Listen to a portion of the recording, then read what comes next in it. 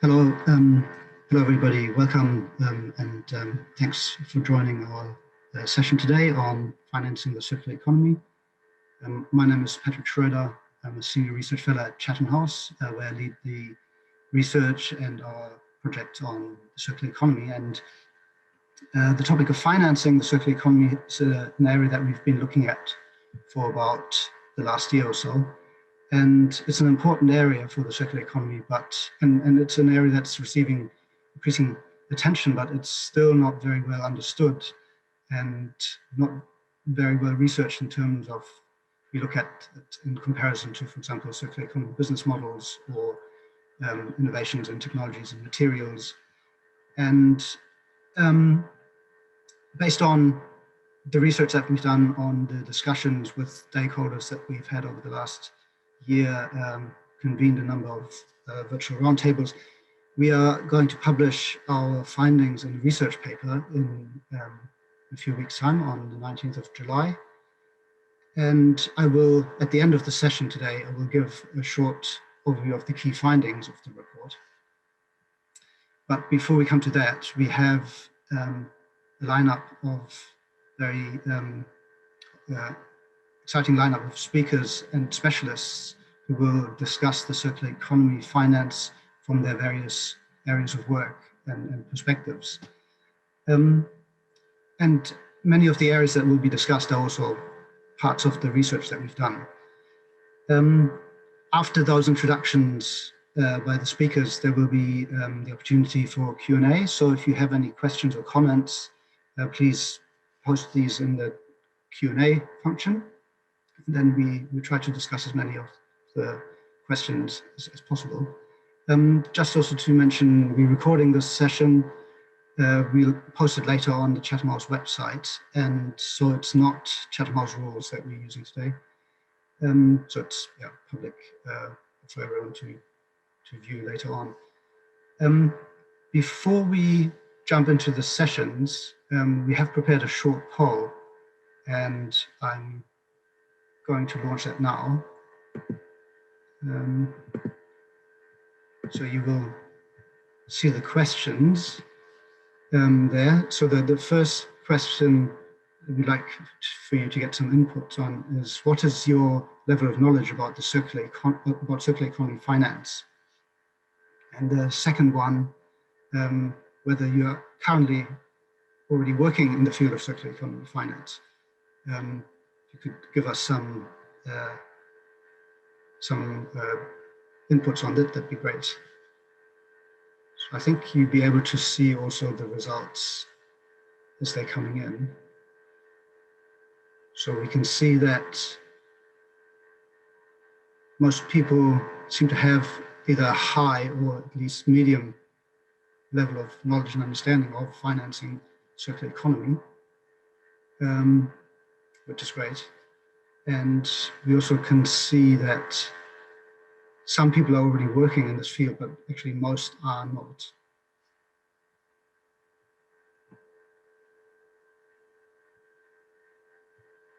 Okay, well, let the poll's running. Let me introduce our first speaker. So our first speaker is Raes, who works as a global sustainability advisor for ABN AMRO for the bank's corporate strategy and sustainability department. And Jan is an expert in the integration of social, environmental, and economic aspects in banking. He's actively contributing to the development of science-based methods for the financial sector to tackle climate change, biodiversity, and circular economy challenges. And for our Chatham House work on the circular economy, he's a member of our advisory group, and he's also co-author of the research paper, which I mentioned earlier. So I share the results of the poll, and then Jan, over to you. Go ahead with your presentation, please. Thank you, Patrick. I have now the poll results in front of my presentation. I'll give a brief intro to the way we look at circular economy finance at ABN AMRO, and also actually supported by many more financial institutions, because we do regular pre-competitive dialogue on this topic. As said by Patrick, my name is Raes, Global Sustainability Advisor at ABN AMRO, and my topics cover circular economy, climate, and social impact. Actually, I was reading this book. It's called Overstory, Pulitzer Prize winning, so safe bet to spend your time on. It's a good book written by Richard Powers, and there's this very relevant piece of conversation in there. Although very brief, I'll read it out. Adam, one of the characters, says, "People make reality, hydroelectric dams, undersea tunnels, supersonic transport." And he's very impressed, obviously, by our technological progress. And then there's Watchman, another character who replies, "We don't make reality, we just evade it. We are looting natural capital and hiding the costs." So it's up to you when you're reading the novel to choose which of the characters you side with. But it's interesting that they, a bit of a spoiler, but they all end up siding on the side of Watchmen, more or less. And it means that also these characters in this eco novel, Overstory, remember that name, they are thinking about how to decouple the growth of economic services from the obvious decline of ecological services that we see and the decline of natural capital in some cases, while we also enhance human well-being. And that's a challenge that's broader. It's part of sustainability, but it also started focusing on the resource agenda, which is broader than, for example, climate, and focuses on biomass, metals, minerals, and fossil fuels. So it's like the full enchilada of sustainability and change. I'm the author of a report on behalf of United Nations Environmental Programme. It's called Demystifying Finance for Circular Economies. This is kind of a plug, but do read it. It's 100 pages, but parts of it could be helpful. If you look at the summary, you'll identify it's built up out of 8 separate chapters and parts. Very interesting if you want to wrap your head around financing circular economy. Now, I'm very inspired by this Cradle to Cradle founder called William McDonough. And he said, a material in the wrong place is a toxin.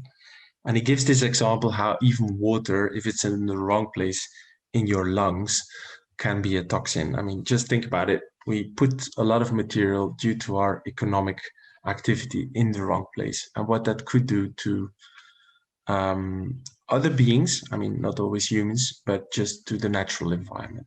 So he's probably right, and we're fixing a number of these things, and that economic activity of fixing all the waste-related problems and the resource-related problems, and the finance for that, when financial institutions put the money down to fix those problems, either as an investment or a loan, or as another financial service, that's what we call circular economy finance. And I give some examples.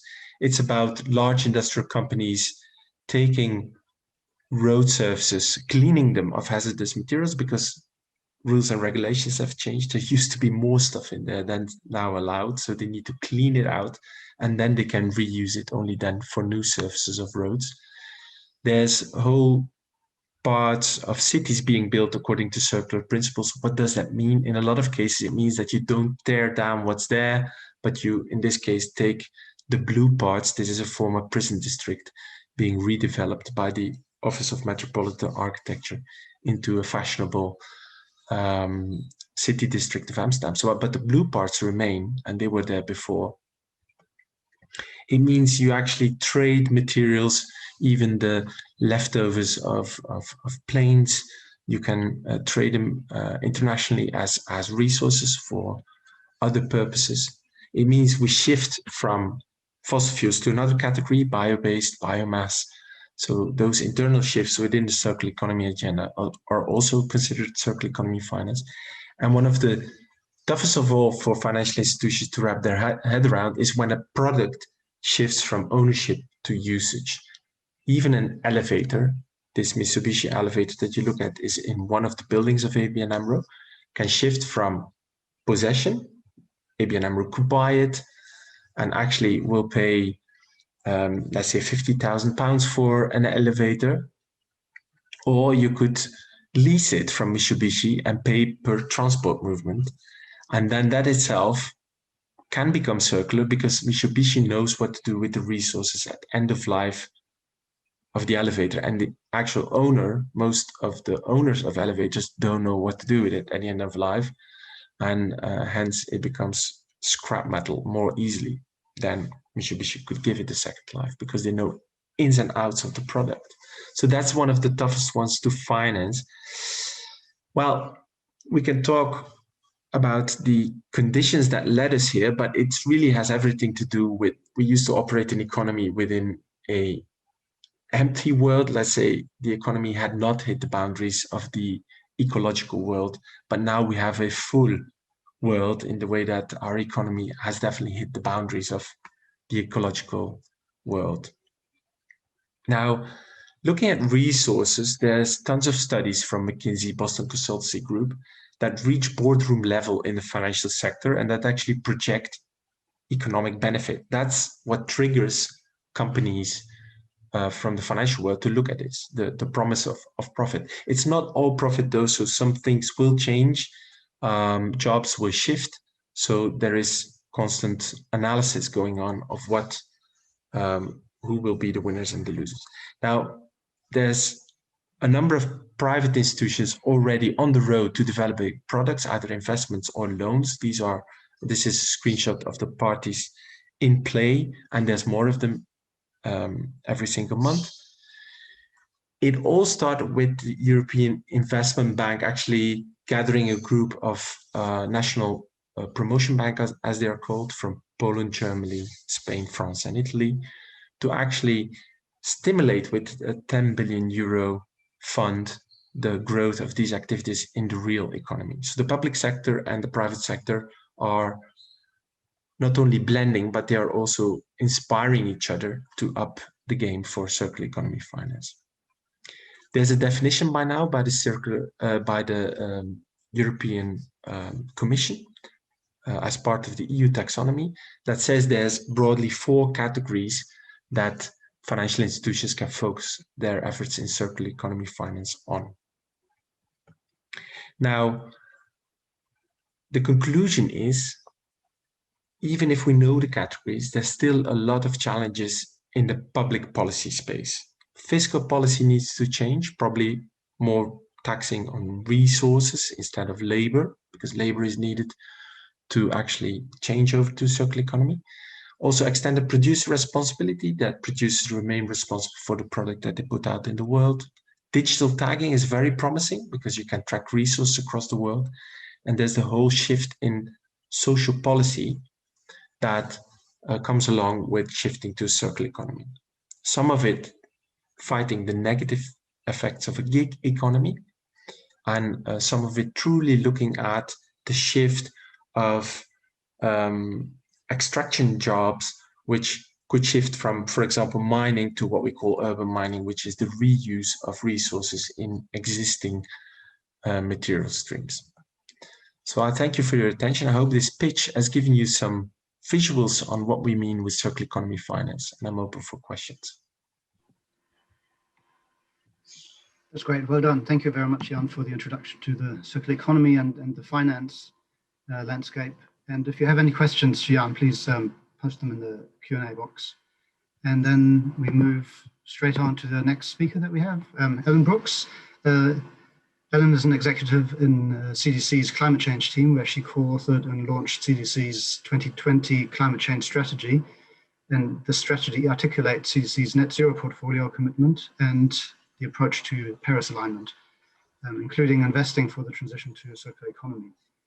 Ellen has a passion for the circular economy, and in 2019, she was selected as one of the Ellen MacArthur Foundation's Circular Economy Pioneers. And over to you, Ellen.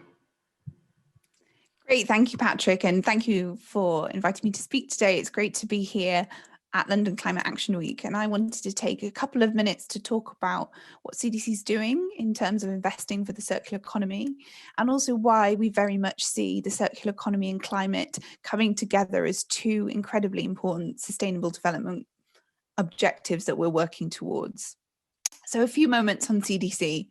So CDC is the UK's development finance institution. We have a portfolio of about 5 billion under management, and we're solely owned by the UK government. So that's our shareholder is FCDO. We make impact investments to support business growth that lifts people out of poverty, and we work to achieve the SDGs. And we're investing in South Asia and Africa. So as Patrick mentioned, I'm in CDC's climate change team and co-authored our 2020 climate change strategy. And this really was articulating about how CDC is investing to support the transition to net zero and resilient economies that deliver on the need for prosperity.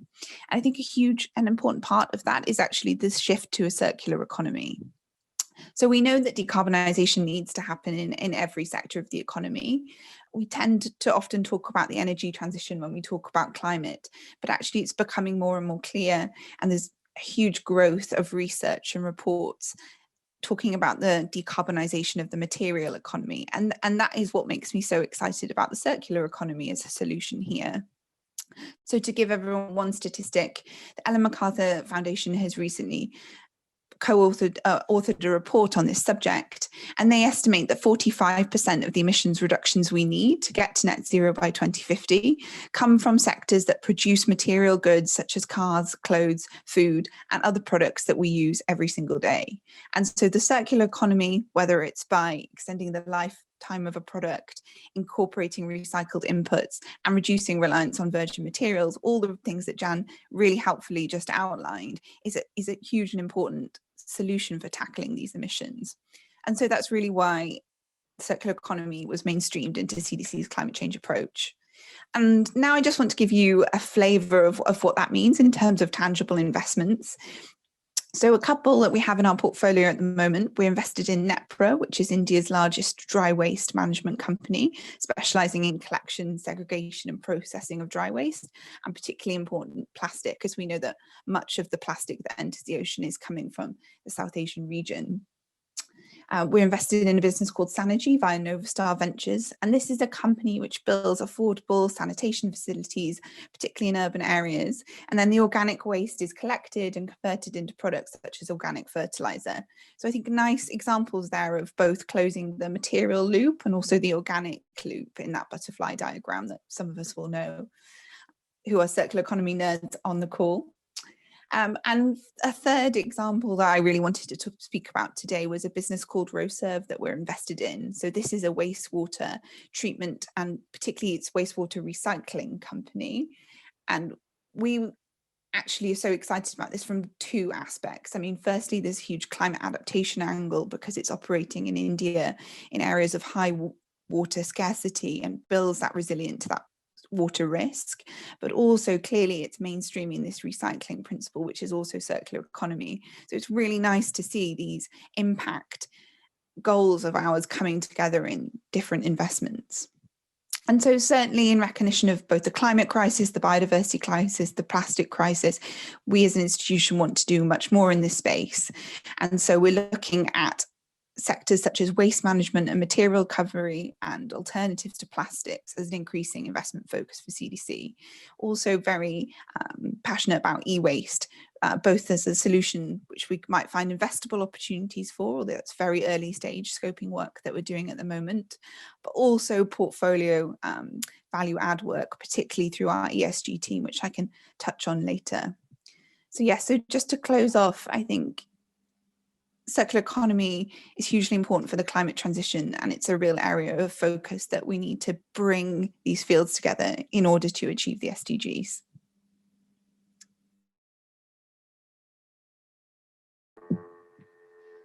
That's great. That's great. Thank you, Ellen, for the overview of CDC. Patrick, I'll hand back to you now. Okay. Yeah. Thank you. Thanks for the overview of how CDC is integrating circular economy into your portfolios.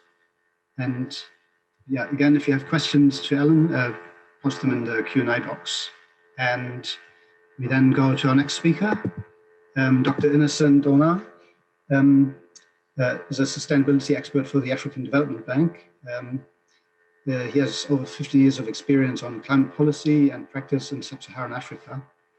His special interest is the intersection between sustainable business investments, governance of natural resources, climate change, green growth, nature-based solutions, and that the African Development Bank is mainstreaming climate change and green growth considerations into the bank's lending and non-lending operations, including joint coordination of the Nigeria Circular Economy Working Group.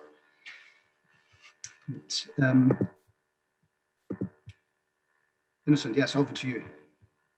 Thanks for that. Thank you. Thank you very much. And good afternoon, everyone on the call. My name is Innocent, as introduced. So I'm discussing the concept of financing the circular economy for Africa is to drill down into some of the core market areas and some of the key barriers that will prevent Africa, from getting itself into the market, the circular economy market. The Ellen MacArthur Foundation has given estimates that it provides a $4.5 trillion growth opportunity. So the African Development Bank is looking at how much of these investments will come to Africa and what level of readiness does Africa need to place itself. So in tackling this topic, I will be using the Nigeria Circular Economy Working Group, which is supporting Nigeria to develop a circular economy agenda through a program called the Nigeria Circular Economy Program. Now, within this program, there's a circular economy financing element, as you will see in the later slides. So the working group basically convenes strategic partners towards the design and also implementation of the circular economy roadmap.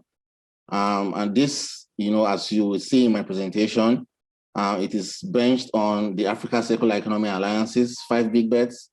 It's also linked to the program I've just introduced. And then I'll go ahead and also tell you some of the elements of how we try to integrate circular economy financing in this. So the Africa Circular Economy Alliance, as we all know it, is supporting Africa's path to circularity through 5 industries that offer immediate opportunities for increased circularity. These sectors are called the 5 big bets. It was recently launched earlier this year. It includes the food and waste conversion industry, the plastic waste recycling industry, the e-waste recycling industry, recycled garments industry, and also the mass timber industry. These key strategic areas are areas the Africa Circular Economy Alliance, through strategic partnership with member countries of the African Development Bank, including Nigeria, Rwanda, and South Africa, and also other countries like Ghana, Cote d'Ivoire, Malawi, DRC, Senegal, Niger Republic, and also Cameroon. These are all countries that are coming together to ensure that the concept of circular economy is well integrated into economic growth and development plans of Africa. And then the African Development Bank is standing as a strategic financing partner to ensure that at least these 5 key areas will be brought to a ready market state to access circular economy finance. So within the context of the working group in Nigeria, we have some key partners operating at the local level in Nigeria that are coming together to convene and to provoke discussions. Some are around policy issues, some are around de-risking some of the risk that the market risk for establishing a solid circular economy market within Africa. All these players are strategic from the private sector, development partners, academia, and also members of the civil society organizations. So what are we doing? We believe that financing the circular economy requires some strategic alignments. These alignments, in some cases, need to revolve around policy issues, and some are revolving around testing business models. And then we make sure that whatever the working group is doing in terms of planning, it is speaking to some of the NDC sectors, the Nigerian Nationally Determined Contribution. Some of the sectors are agriculture, energy, industry, the oil and gas sector, and also the transport sector. The water and the waste sector has new sectors that are being included in the revised NDC revision for Nigeria. And I'm proud to say that the African Development Bank is supporting the inclusion of waste and some circular economy analysis into this document. That's in a bid to make sure we align with some of the climate objectives, some of the SDGs. Nigeria's own development plan called Nigeria Agenda 2050 is also being targeted. And what we expect to deliver within the working group's roadmap, as well as the circular economy program, is to develop circular economy financing, to deepen the financing, to bring Nigeria to a state of readiness, and also other African countries where there will be automatic attraction by potential investors, both local and international, to come into the market space. We are looking at testing business models. We are looking at also developing policies around increasing circular economic technologies, and also the inclusion of natural capital assessment, because we believe that natural capital accounting have a direct relationship with both greenhouse gas emissions as well as our concept of circularity. So finally, in terms of mainstreaming or accessing financing for circular economy, the yellow highlighted area of this program tells you how the Nigeria Circular Economy Working Group is innovatively trying to design its roadmap. We must align circular economy activities to existing development policies. It could be the SDGs, it could be the Paris alignment, it could be some other development-oriented actions. So, for example, the co-financing of the key studies required to deliver on this program is coming from the AFDB's NDC hub, which means once we align the program to climate give it the climate rationale, we are able to access some immediate financing for some key studies. The Green Road Knowledge Partnerships also have a strategic interest in mainstreaming natural capital accounting within the Africa's financial sector. Again, when you design circular economy programs that speaks to natural capital accounting, you can get some seed funding to begin to do some work. And again, the Netherlands Enterprise Agency is a specialized agency under the Dutch Economic Affairs Ministry and Climate Policy. So they became interested also in this program, and then they're also providing co-financing for it. So this is some of the innovative ways that circular economy financing can be attracted. It has to be demand-driven. It has to strategically speak to some of the low-hanging fruits in the country of operation. In Nigeria, for example, the bioeconomy is very important. And then we are also strategically maintaining climate change, natural capital, and of course, circular economy in both the design of the circular economy roadmap and also the design of the circular economy program. I would like to stop here and thank you for listening. Great, thank you very much, Innocent, for this overview of what's happening in Nigeria. And I was pleased to see that the Marva Foundation is co-funding the activities directly with the African Development Bank. I should have mentioned at the start, Marva Foundation is also our funder for this work stream and research on financing the circular economy. Now, if you have questions to Innocent, put them in the Q&A box, please. And we now move to our last speaker, who comes to the topic from a slightly different angle, but nevertheless very important. Dr. Cole Neckey, he is an associate professor in business law at the School of Law at the University of Leeds. And the focus of his current research relates to the theorization of financial assurance or decommissioning security in the energy sector, a regulatory tool that requires owners and developers to evidence ability to pay for their decommissioning and the end-of-life obligations, for example, through bonds, guarantees, or cash deposits. And he connects his research to wider debates regarding how to best deliver sustainable development goals, and particularly relate transitioning to a clean energy system. Colin, the floor is yours. Thank you, Patrick, and thank you very much for the kind invitation to present today. So, I think it goes without saying that, low carbon infrastructure can only be sustainable if it's embedded within a circular economy. And I think, unfortunately, in the UK, at least, and I suspect a large number of other jurisdictions, we're actually quite far from that in the context of the renewable sector. So as Patrick mentioned, in my research, I examined the legal and the financial issues relating to sustainable decommissioning of low carbon infrastructure, principally wind farms on and offshore, and to a lesser extent, solar farms. And I suppose a kind of fundamental aspect of my research is the kind of regulatory regulated potential of decommissioning securities. So that's, as Patrick mentioned, that's things like bonds, guarantees, and accumulating cash deposits. And this is all kind of used as evidence of ability to actually finance decommissioning and end-of-life obligations. And I think what I'd like to do today is just focus upon offshore wind. And I think that's primarily because it's the most difficult and the most expensive to actually get to for the purpose of ensuring circularity. So I'd just like to highlight three issues when it comes to decommissioning and end-of-life issues in the renewable sector. And I think just at a very basic, simple level, I think ensuring circularity, it's absolutely essential that the asset is actually decommissioned. And that sounds simple, but decommissioning is expensive. It's certainly in the renewable sector, there's not that there's not necessarily that level of expertise there at present. And one of the big issues is the kind of significant uncertainty in how much it's actually going to cost. And we've got some kind of estimations in the UK that up until 2045, wind farms alone are going to cost about 1.2 to 3.6 billion to decommission. And that's a massive spread. That's a spread of about 2.5 billion. And that's largely down to just pure uncertainty in how much it's actually going to cost. It's vessel availability, weather, and just the kind of tools and processes that are actually going to enable decommissioning to take place.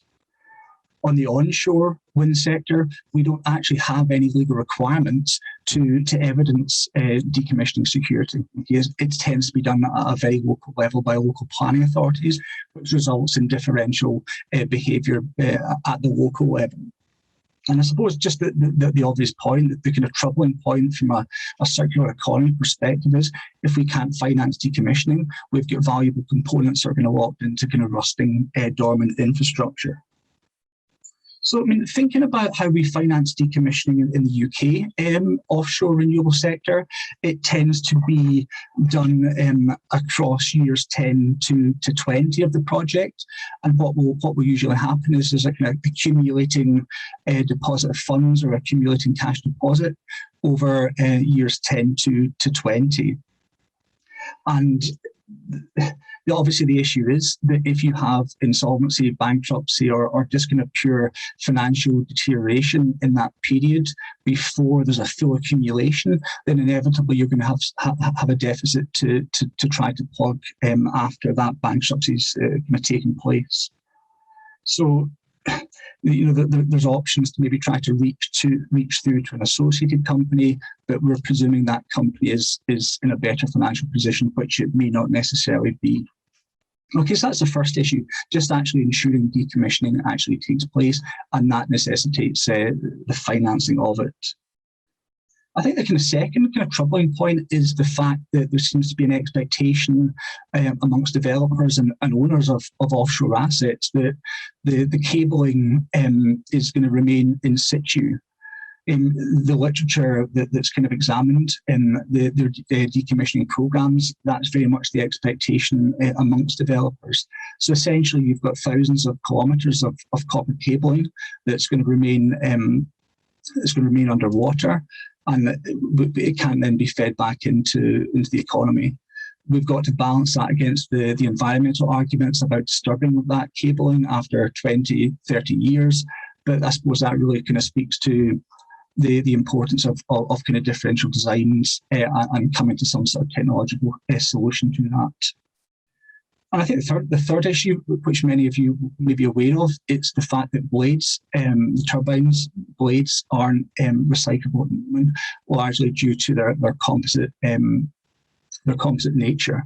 So that's something you've probably seen the kind of images and the photos of these blades being landfilled or incinerated, which obviously is problematic.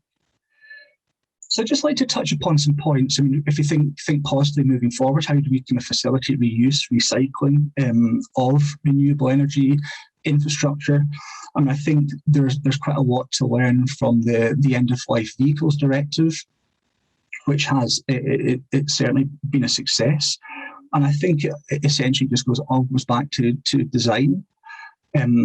we want to have a kind of ease of dismantling, maybe designing the actual infrastructure to facilitate decommissioning, so design for decommissioning, and just kind of being far more strict about requirements for design. We could work to, well, the end-of-life vehicle directive, it works to quantify targets for recycling and reuse of component parts. It could be 85% of the vehicle's weight. So you could imagine a situation where 85% of the infrastructure must be capable of being reused or recycled. And I think the third point is really just trying to facilitate the growth of markets. It's difficult to impose a kind of legal requirement to use recycled parts with a new infrastructure, but trying to create incentives to actually encourage recycled, remanufactured parts within the infrastructure. Again, it's just difficult to kind of legally mandate that. It's trying to encourage it more than anything else.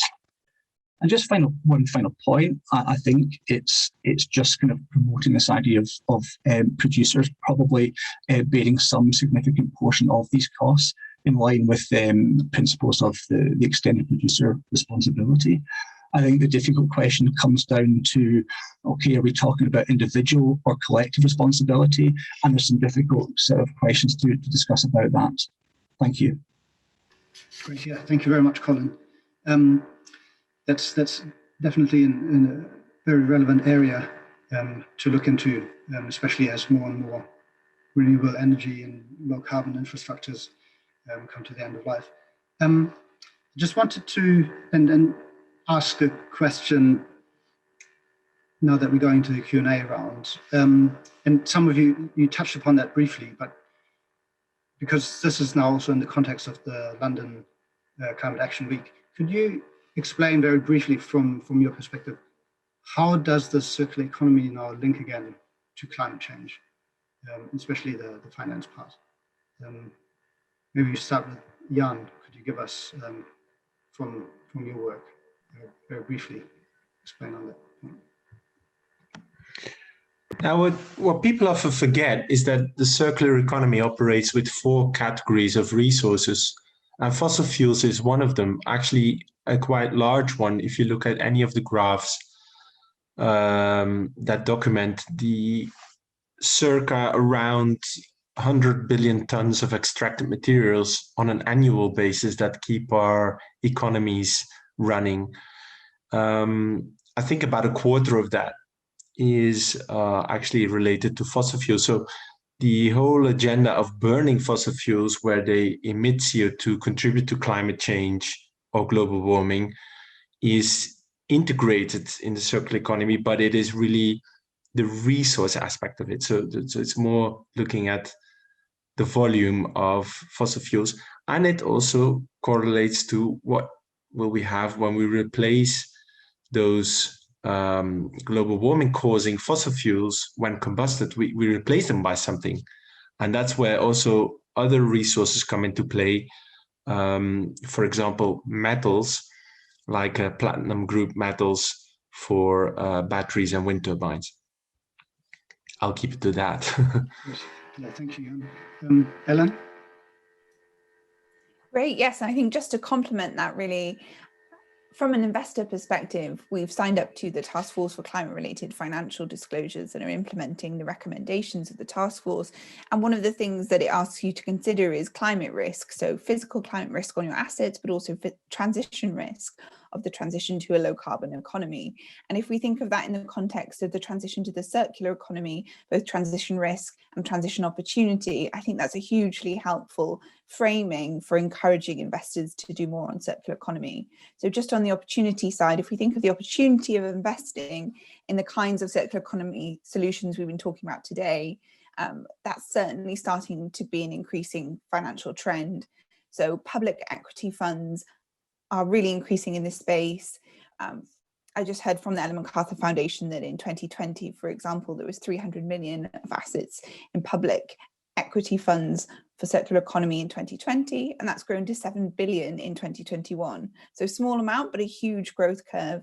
And that's also reflected in statistics on private funds as well. So we're seeing increasing opportunity to invest in these solutions. And on the risk side, which I think actually many of the speakers have touched on really nicely, this idea of transition risk, so shifts in policy or technology that mean that linear or high carbon solutions are becoming less and less valuable, is certainly something I expect to see materializing in the circular economy space. Businesses that are using linear models and exposed to resource scarcity because they haven't transitioned, I would expect to see higher costs of doing business, potentially reputational risks of doing business as well, and that being factored into their valuations. We need to do more work in that space. I think that's more of a theoretical hope at the moment, and much more needs to be done to really bring that into the valuation and investment process. But it is an area that I think both risk and opportunity side of this transition can understand how to invest for circular economy impact. Yeah, thank you, Ellen. And Innocent, how does that feature in Nigeria? I think you mentioned there's some circular economy element in the NDC. Yeah. So thank you, Patrick. So according to the International Resource Panel, 2019, they have a report where they said approximately 50% of global greenhouse gas emissions outside the AFOLU sector are due to intensive resource extraction and use. This simply means our pattern of production and consumption of materials, goods, and services has a direct relationship with greenhouse gas emissions. So this kind of analysis is also informing some of the bank steps. We are ensuring that we build our climate adaptation and mitigation measures in the context of building resilience to our projects in Africa. We are ensuring that circular economy initiatives align properly and fits into this. And like you rightly said, Patrick, we are doing this by ensuring some of the policy frameworks are right, for us to implement this kind of strategy, by including the waste sector, which has significant potential in mainstreaming circular economy, and also ensuring that Africa's NDC documents, are reviewed, or the circular economy principles are included. This gives us a strategic investment framework and also a policy framework to be able to increase our climate ambition through circular economy principles. Thank you. Colin, over to you. And I was wondering if you also want to take the question that Ward Patterson just asked in the chat. But oil companies are already going bankrupt to dodge the cost of decommissioning their facilities. As the energy transition proceeds, how should governments compel companies to fulfill their financial commitments and close the technological cycles that they opened? That's a wonderful question. It's the golden question. I think maybe I can just take the liberty of taking that second question first. Sure. I think it's absolutely endemic, the use of bankruptcy law to transfer obligations to society and the environment. It's been endemic and across the energy sector. Oil and gas has been bad. I don't think it's anywhere near impacted as hard yet as it will. I think that's to come in the decades ahead. But we've certainly seen some massive bankruptcies in the US coal sector. Billions and hundreds of millions of dollars worth of obligations by individual companies being offloaded, which is very, very problematic. And I just think it's that difficult balance.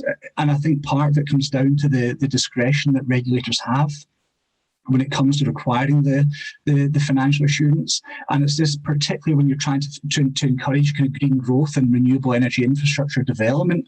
You don't necessarily want to discourage it, but you're trying to weigh that against the protection of taxpayers' funds. And I don't think, I haven't seen the business models of these large renewable operators. But I think what you're then maybe trying to do is to match their income streams against when that money is being accumulated. Because I just don't think it'd be politically appealing at at all to demand a kind of full upfront cash payment. That's the safest option, provided it's estimated accurately. But it's then, okay, what's the second? If that's the first best full cash deposit one, what's the second best that's not going to hinder development of green infrastructure? So I'd love to talk offline about that question, so please don't hesitate to reach out directly. And I'll just deal with the question very, very quickly, Patrick, the one that you posed. And I think it just relates to the example I would present would be the kind of the high usage of rare earth metals in the renewable sector, potentially mined in South America. So I suppose if you can then reintroduce those within the economy and not have to mine new raw materials, you reduce the emissions in extraction, transport, and in the production process. And I think just obviously with the finance actually facilitating the development of green infrastructure, it's then reducing our need to rely on fossil fuel sectors. Right, yeah, thank you, Colin. And there's a number of questions coming in, and there's a question by Julia Monerat. It's addressed to Jan, and I think it relates to one of your slides that you had about what are the 4 categories that financial institutions should focus on. I would like to make this a question to everyone because this relates to the EU taxonomy. So the question I would like to add on is how do these 4 categories and the EU taxonomy more generally apply to the area in which you are working? And let's start with Jan first and then do the round. Yeah, I've simplified it to 4. There's actually more. If you look at the document, EU categorization system for the circular economy, you'll discover that actually it's written up a bit more detailed than what I've tried to compress into 4 large buckets of economic activity. The first one being the most conventional one, which is the recovery, material recovery and circular inputs. So kind of closing the loop on materials. That's already been going on for everything that has a value. Now we are seeing it happen for low value, high environmental impact substances like plastic, which spreads in fine grains into the environment and actually needs to be recycled, and now the machines are there, the sensors are there to take the black plastics out, which was a problem in the past. So there's a lot of road ahead for recovery. I mean, with the valuable stuff, it's been done, but with the very low value and high volume materials, of which plastic is one, it's just beginning. Then there's design and anything that has to do with the way the product is built. Has it actually been designed or built in a way that is beneficial to the later stages of life of a product? That itself is described in more detail, as I said, in the categorization, but it's kind of the very early stage when a product hits the market. Is it actually friendly to the circular economy, or is it a problem down the road? You could say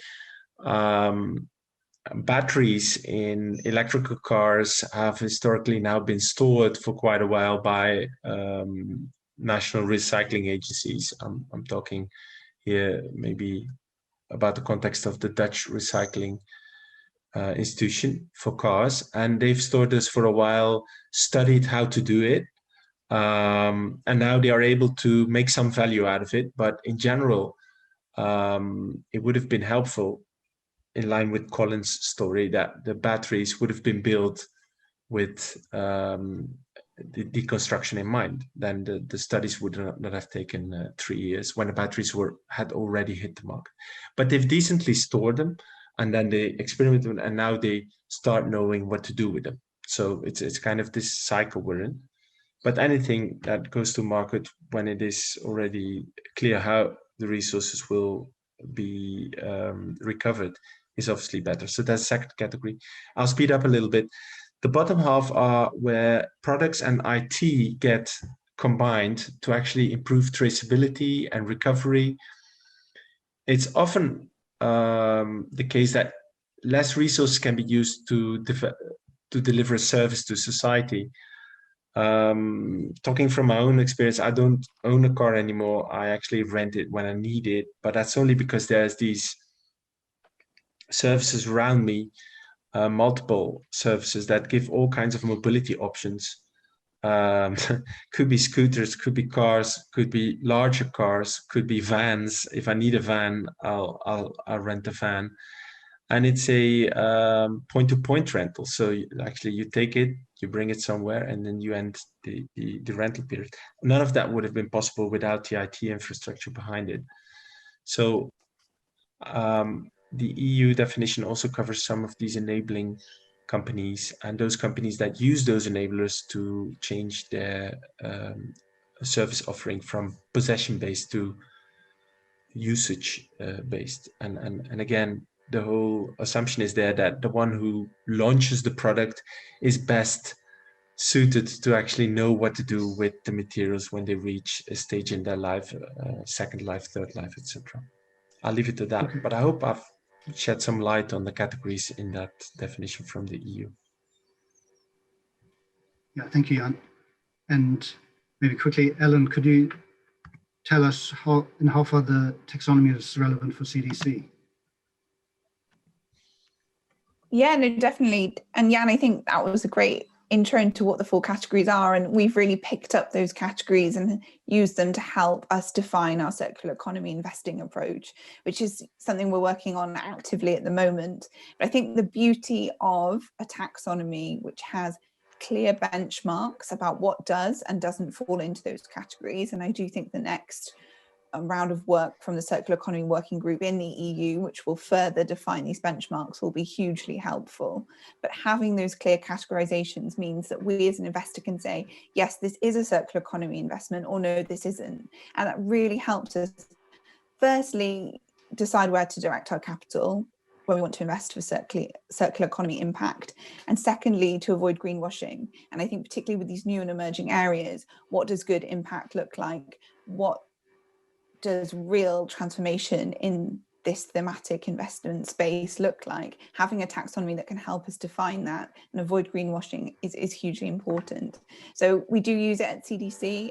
We're not obviously in the EU anymore as a British owned institution, but it's still very helpful piece of guidance that we draw on. Okay, thank you. Thank you, Alan. How about the African Development Bank, Innocent? Have you been looking at the taxonomy?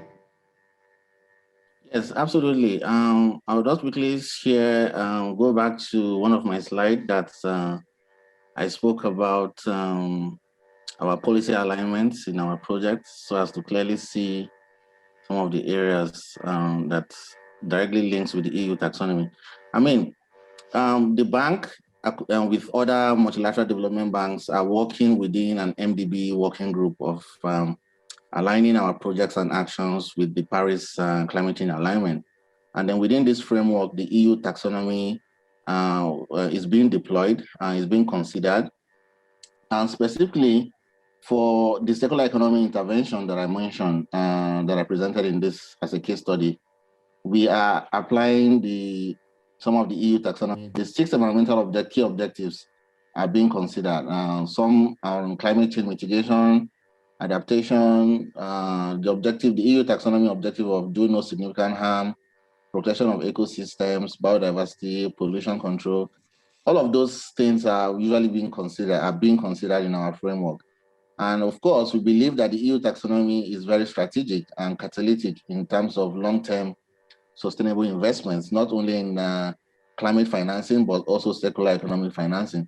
And then you also see some of the key relevance of aspects that relate with the EU taxonomy in this on this particular slide. You clearly see that while we are focusing on our NDCs, we are ensuring that climate change mitigation goals and adaptation goals are designed based on circular economy principles. This directly speaks to the climate change mitigation and climate change adaptation objectives of the EU taxonomy. So I see strong alignment, and I see a lot of scope for working together and leveraging on each other. Thank you. Thank you, Innocent. And I'm just looking at the time, and we're running out of time, unfortunately. But there's one more important question that we should actually talk about. That's a question by Aldo Metal. The question is, how does circular economy financing tackle social inclusion and promote grassroots innovation? It's an important area that we haven't yet talked about. Maybe if each of you just could quickly say how you consider those issues in your programs. Yeah, I think it's spot on the question. It's one of the weaknesses of the circular economy.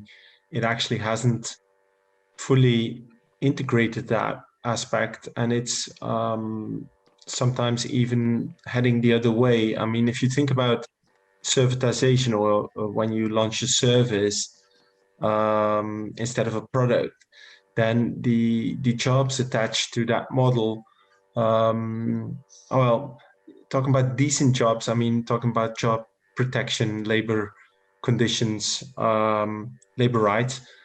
These are obviously such new areas that often the action has been already taken, and then the legislator still needs to wrap their head around on how to give the same labor rights to the persons involved in those new models. Think about the Uber verdict, which says that employees now need to be treated as employees.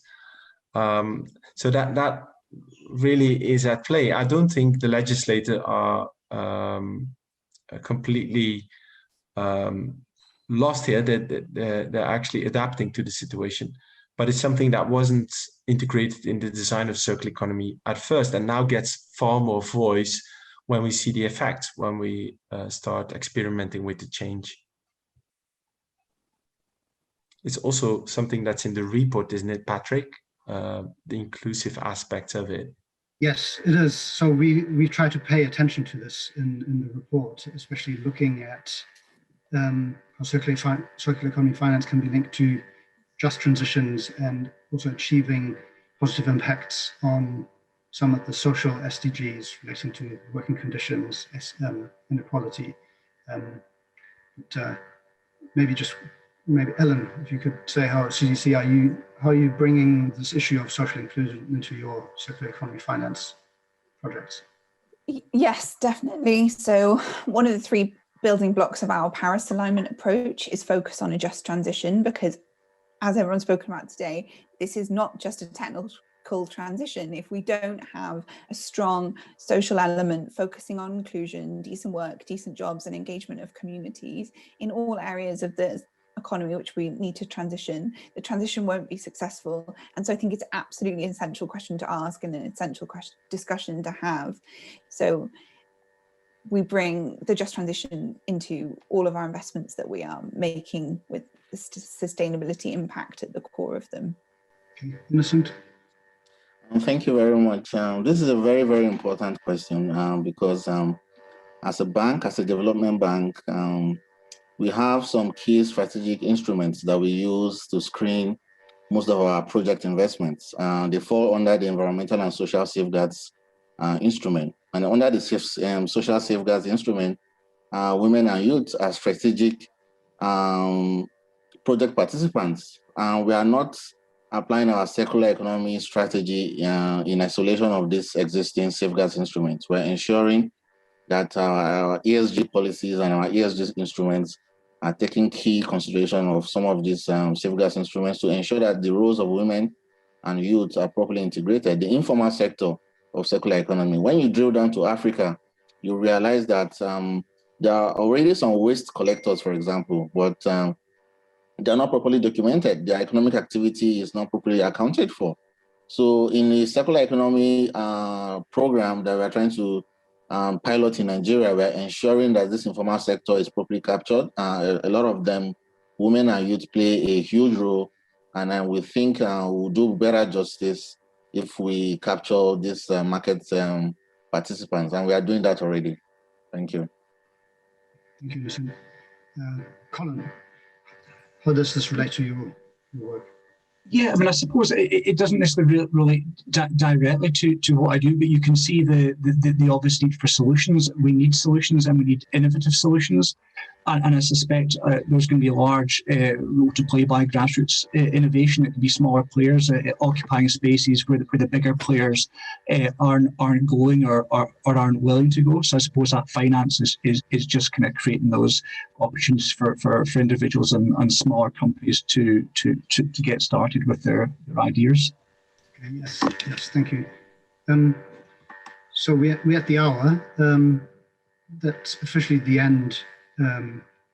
But actually, so if you need to leave, that's probably now the end of the hour. I have prepared, if you have a few more minutes, I've prepared a few slides just to give a very brief overview of the report that we're going to launch in July. If you still have time, please stay with us, and I'll flick through those slides quickly.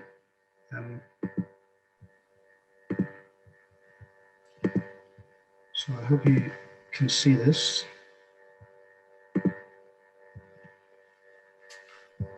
So this is the title of the report is Financing an Inclusive Circular Economy, De-risking Investments for Circular Business Models and the SDGs. So what we're trying to do is to look at finance with the inclusiveness angle, both speaking to that last question, how does it work for inequality, etc.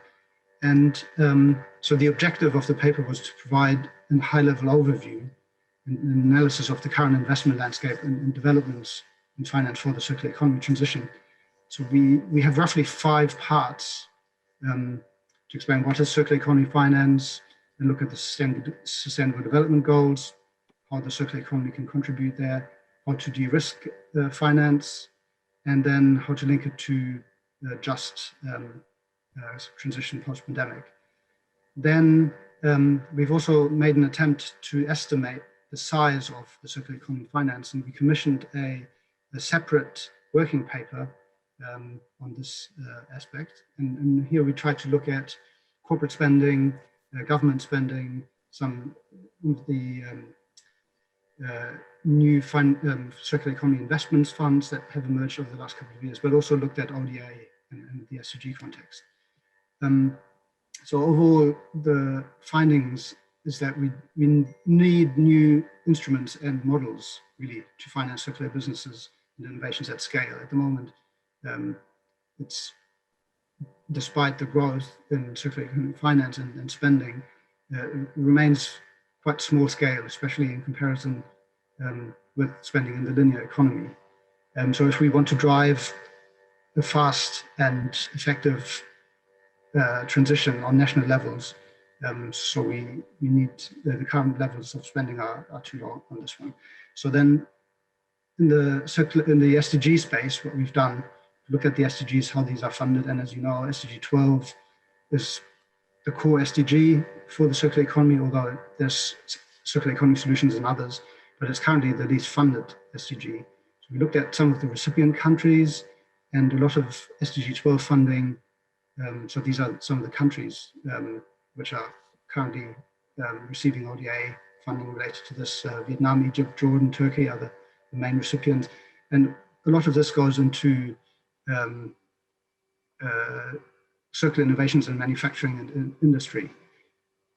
So we tried also to identify what are the emerging circular economy innovations and business models in other low and middle income countries. And there are many. And we try to provide case studies on these. Then one of the key messages actually that we have is about de-risking. So it's still considered high risk. Most of the stakeholders that we talk to said that is very risky investment at the moment. So there are 2 approaches: policy de-risking instruments, and we provide an overview of a range of policy options, but also financial de-risking instruments that can help to transfer some of the risks that investors face to public actors.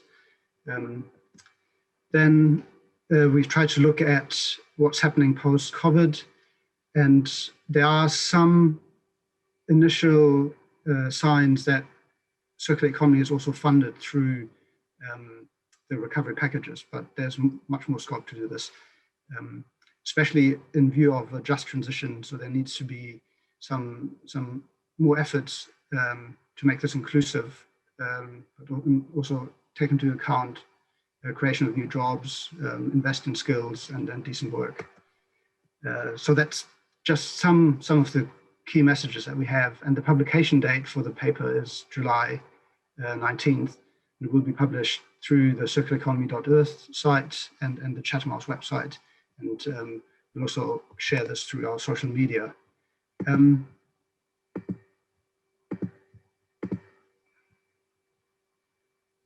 So I'm stopping my share. Apologies for going over time. I hope you enjoyed the session. Please be in touch, and if you have any other questions, please follow up.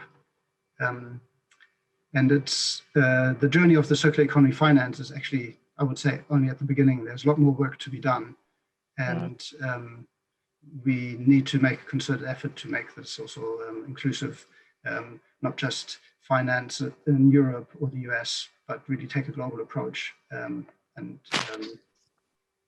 stop here. Thanks again for joining.